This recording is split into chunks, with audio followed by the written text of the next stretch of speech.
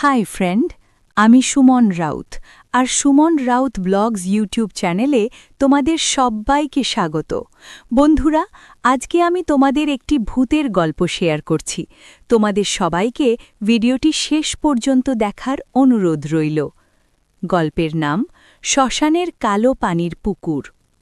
বীরভূমের এক গ্রাম। গ্রামের পাশে একটা পুরনো শ্মশান আর তার পাশেই কালো পানির একটা পুকুর। লোকজন বলে ওই পুকুরে কিছু আছে, কিছু যা মানুষ নয়। গ্রামের সবাই সন্ধ্যার পর ওই পথ এড়িয়ে চলে, কিন্তু হরি নামে এক মাঝবয়সী লোক এসব মানত না। একদিন রাতে সে শহর থেকে দেরি করে ফিরছিল। শর্টকাট ধরতে গিয়ে তাকে শ্মশানের পাশ দিয়েই যেতে হল। চারদিক অন্ধকার, শুধু দূরে শ্মশানের পুরনো চুল্লির ছাই উড়ছে বাতাসে। হরি হাঁটছিল দ্রুত পায়ে। হঠাৎ সে শুনল ছপ ছপ ছপ, কেউ যেন পুকুরে নেমে হাঁটছে।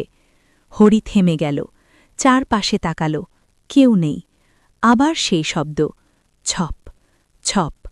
এইবার সে পুকুরের দিকে তাকাল। পানির উপর একটা মেয়ের ছায়া দাঁড়িয়ে আছে, কিন্তু সে পানির ভেতরে ডুবে নেই, সে যেন পানির ওপরেই দাঁড়িয়ে। হরির গা শিউরে উঠল, সে পিছিয়ে যেতে লাগল। হঠাৎ মেয়েটা ধীরে ধীরে মাথা তুলল, তার মুখ দেখা গেল।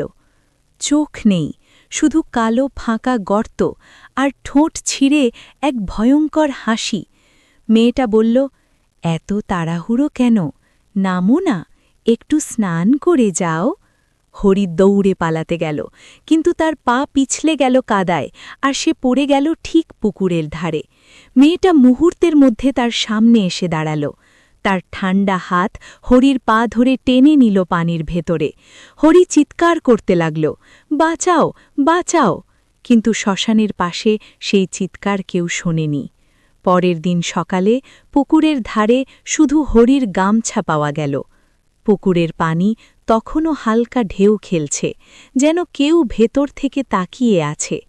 তারপর থেকে গ্রামের লোকেরা বলে, যদি রাতের বেলা শ্মশানের পুকুরে পানি নড়তে দেখো, কখনো কাছে যেও না, কারণ সেখানে কেউ স্নান করছে না, ওটা কাউকে টানার অপেক্ষায় আছে।